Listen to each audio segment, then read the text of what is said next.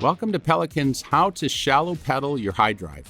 Beaching your kayak with the pedal drive is not a problem. Simply push one pedal completely forward to tuck the fins up along the underside of the hull. If you have less than 13 inches of water below the bottom of your kayak, you're still able to use the pedal drive by shallow pedaling.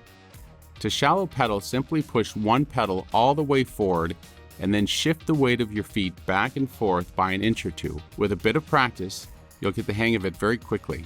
The use of fins makes the HyDryve aquatic plant friendly. The motion of the fins prevents excessive damage to plants that may be protected in certain areas. You can watch more videos in our how-to series to learn more about Pelican's the Catch 130 HyDryve.